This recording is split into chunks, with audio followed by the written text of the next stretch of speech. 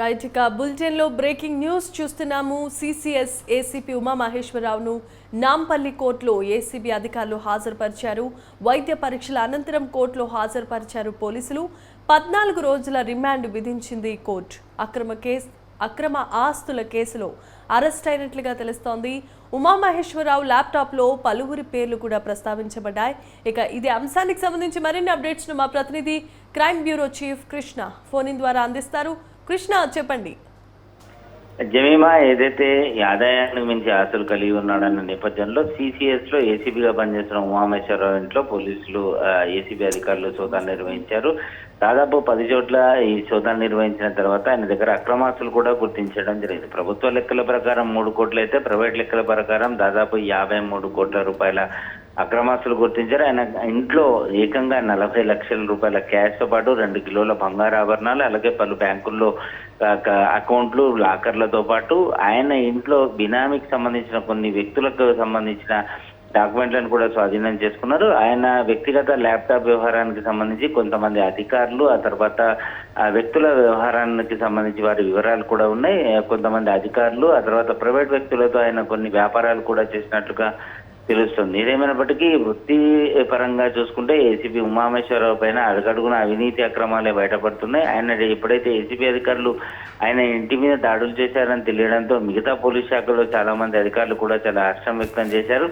Department లో ఉన్న మహిళల పట్ల చాలా అసభ్యకరంగా మాట్లాడడం, వారి పట్ల ఇష్టానుసారంగా వివరించడం, తోటి ఉద్యోగస్తులు కింద స్థాయి అధికారుల పట్ల అనుచిత వ్యాఖ్యలు చేయడం, అలాగే ఎవరైనా బాధితులు ఫిర్యాదు చేయడానికి వస్తే వారి దగ్గర నుంచి పెద్ద మొత్తంలో డబ్బులు ఇస్తే కానీ పనిచేయని వ్యవహారంగా చేసేవాడని, ఇష్టానుసారంగా తానే యజ్ఞనిరంజన్ అనే టైప్ లో ఇష్టానుసారంగా ఆయన డబ్బులు వసూలు చేయడం, అవినీతికి పాల్పడడం జరిగిందని చెప్తున్నారు. అయితే ప్రస్తుతానికి ఆ పోలీస్ శాఖలో కూడా ఈ ఉమామహేశ్వరరావు గురించి ఈ విధంగా ఏసీబీ అధికారులు అరెస్ట్ చేశారంటే ఆయన పాపం పండిందంటూ సమాధానాలు చెప్పడమే తప్ప అయ్యో పాపం అనే వాళ్ళు లేరంటూ ఏసీబీ అధికారులు కూడా చెప్తున్నారు. ఏదేమైనప్పటికీ ఆయన దగ్గర దాదాపు 53 కోట్ల రూపాయల అక్రమాస్తులు గుర్తించిన ఏసీబీ అధికారులు ఆ తర్వాత ఆయన అరెస్ట్ చేసి నేరుగా బంజారాహిల్స్ లోని హెడ్ క్వార్టర్స్ కి తరలించారు. అక్కడ ఆయనని మరింత విచారణ చేపట్టి స్టేట్మెంట్ రికార్డు చేసిన తర్వాత నాంపల్లి ఏసీబీ కోర్టులో హాజరుపరచగా కోర్టు ఆయన 14 రోజుల పాటు జ్యుడిషియల్ రిమాండ్ విధించింది. కోర్టుకు తీసుకొచ్చే ముందు ఉస్మానియా ఆసుపత్రిలో ఆయన వైద్య పరీక్షలు నిర్వహించి అక్కడి నుంచి నేరుగా కోర్టుకు తీసుకొచ్చారు. కోర్టు 14 రోజుల జ్యుడిషియల్ రిమాండ్ విధించడంతో నేరుగా చెంచల్గూడ జైలుకి తరలించడం జరిగింది. Right, thanks for the updates Krishna. Thank you.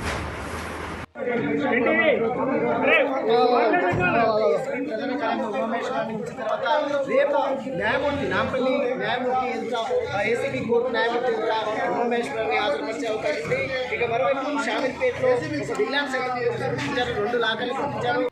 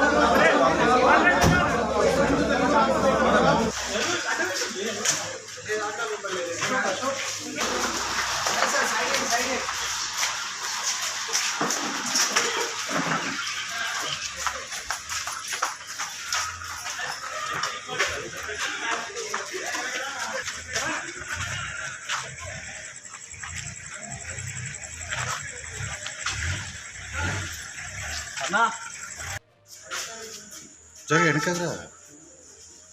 అరే అన్న నారాజా వెనకరా.